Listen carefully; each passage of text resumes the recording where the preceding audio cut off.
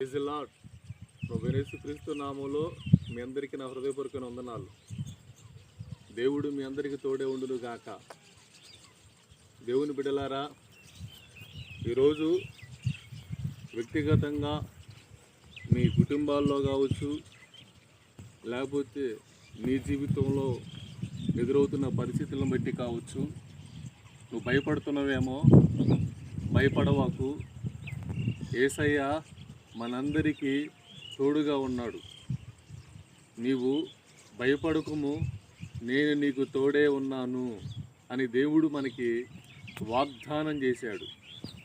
అలాగనే శాశ్వతమైన ప్రేమతో నిన్ను, నన్ను, మనందరిని కూడా ప్రేమించే మన యేసయ్య ఉన్నాడు.